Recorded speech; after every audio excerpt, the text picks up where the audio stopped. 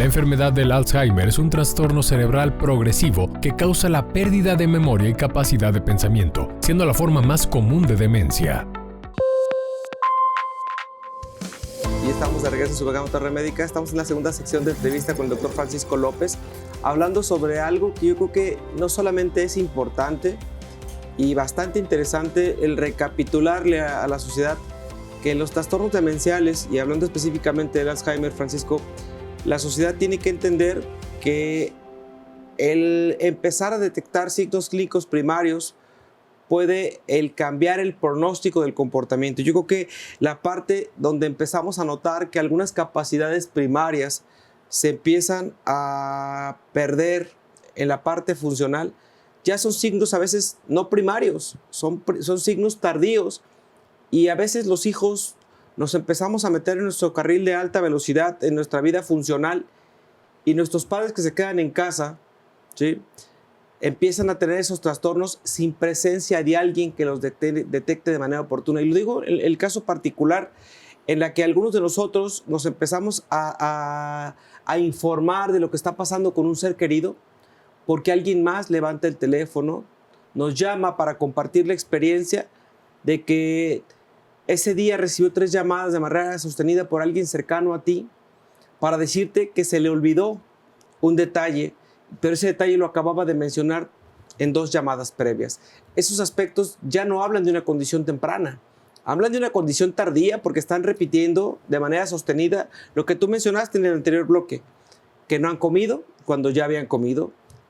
Ya no te digo las llaves, estás hablando de cosas más básicas como aseo personal, de repetir y guardar en el mismo cajón, volverse a tomar un medicamento, que es poner de verdad en riesgo la seguridad de un paciente, en donde vuelven a tomar una pastilla, y si no tienes organizado sus medicamentos, el paciente puede llegar a tener y a sufrir un accidente por la exposición a un fármaco.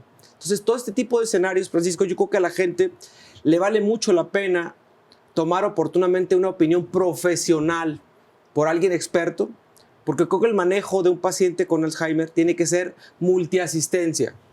La evaluación cardiológica, la evaluación clínica, dentro del punto de vista médico, por algún padecimiento metabólico, porque muchos adultos llevan de la mano ya un problema de hipertensión, de diabetes, ¿sí?, una dislipidemia como tal, y tienen todo un arsenal farmacológico.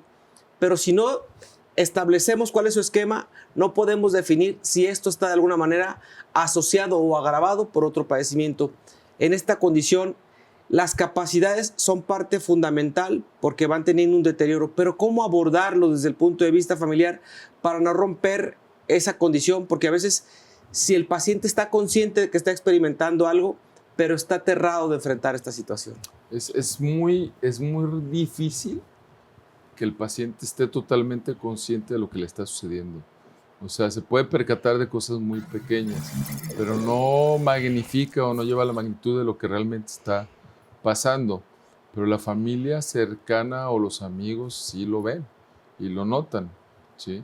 Entonces, en esos momentos, lo que tenemos que hacer es, pues, evidentemente, generar un sistema de apoyo familiar para que ese apoyo familiar nos haga poderlos llevar a recibir precisamente esa valoración multidisciplinaria que tú mencionas. Valoración neuropsicológica, valoración médica, clínica, valoración nutricional, ¿sí? Todo debe de conjuntarse, y no nada más las valoraciones, sino también la forma de establecer un protocolo de asistencia o de terapia conductual, terapia cognitiva, ¿sí?, que es muy importante para los pacientes, terapia ocupacional, y no nada más para los pacientes, también para los cuidadores de los pacientes, porque a veces, como tú dices, a veces los agarramos o nos damos cuenta ya en etapas avanzadas o tardías, vamos a decirlo así, en los que ya el déficit cognitivo es muy severo y ya ocupan una persona o alguien o un familiar que esté al pendiente junto con ellos, que los acompañe, que les dé sus medicamentos, porque no nos ha tocado una sola vez, más de una vez hemos visto que el pastillero ya está por días, pero aunque esté por días, se vuelven a tomar las pastillas completas del siguiente día, ¿no? Entonces es muy importante que tengan un acompañamiento los pacientes, y evidentemente que que inclinemos a la familia a que hagan todas las valoraciones pertinentes para poderlos estadificar y poder generar una ayuda adecuada desde el punto de vista clínico y terapéutico en base a la asistencia, lo cognitivo, lo asistencial, lo físico, ¿no? Sí, sabemos que pues, es una enfermedad que no tiene cura. El tratamiento estaría basado en evitar que avance la enfermedad. ¿Qué tipos de tratamientos son los más recomendables en estos padecimientos? Pues hay tratamiento farmacológico y no farmacológico. El farmacológico pues es un tratamiento que a pesar de que sí se utiliza, lo utilizamos muy frecuentemente, pues no tiene vamos a decirlo así, un rango terapéutico alto, ¿no? O sea, son algunos pocos medicamentos y eso es lo que hay y es lo único que podemos obtener, ¿no? Y esos medicamentos nos ayudan a tratar de que la enfermedad desde el punto de vista farmacológico tenga un apoyo y no camine tan rápidamente.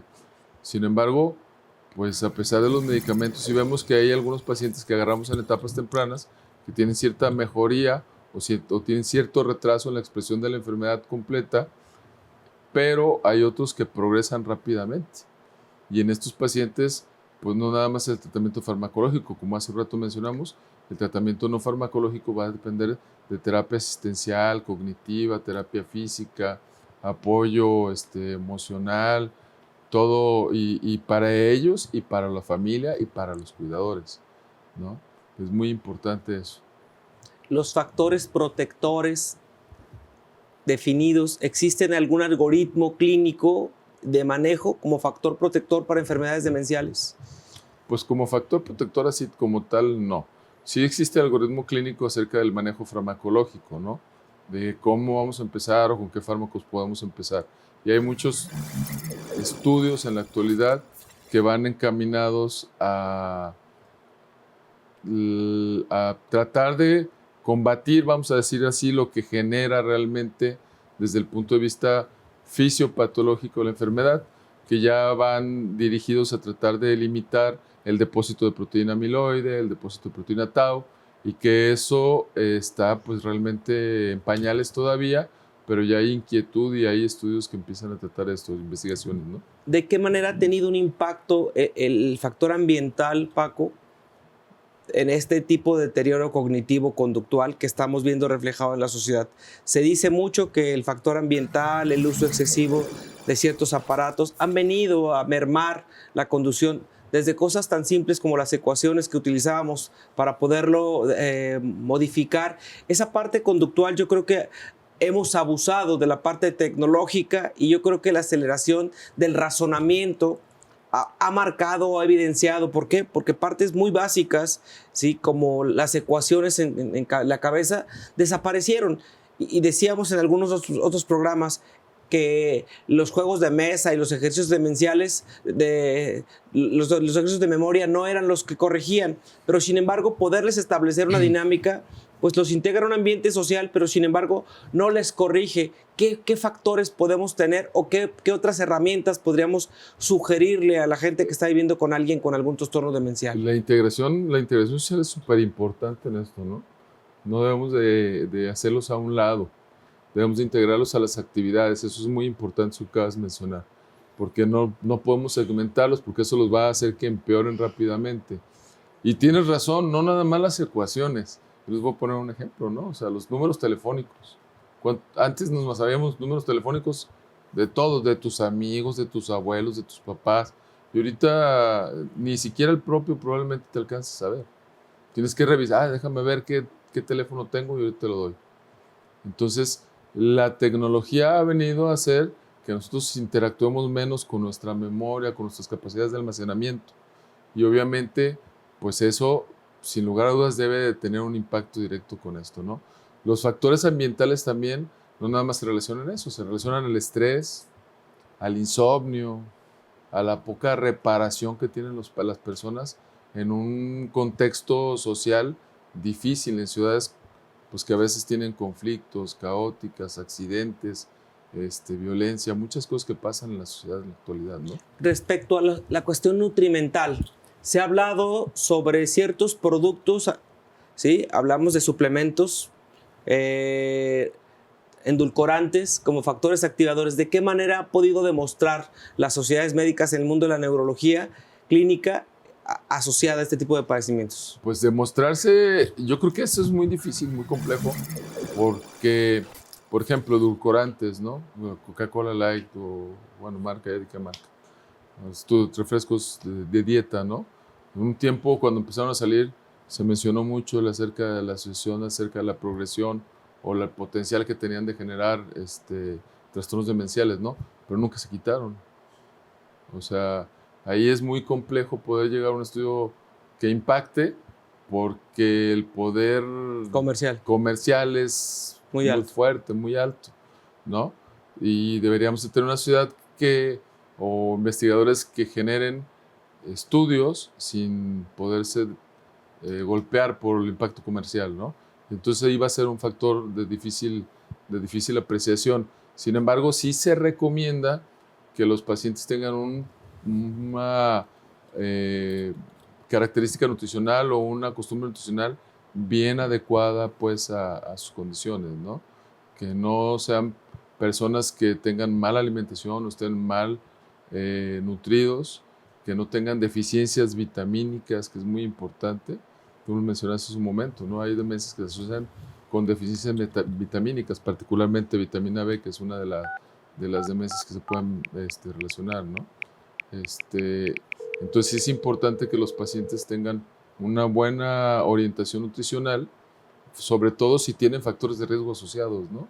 O sea, si tienen factores genéticos, si tienen si son diabéticos, hipertensos, que tienen tabaquismo, alguna otra costumbre de salud. Vamos a ir a un corte comercial y continuamos aquí en Torre Médica.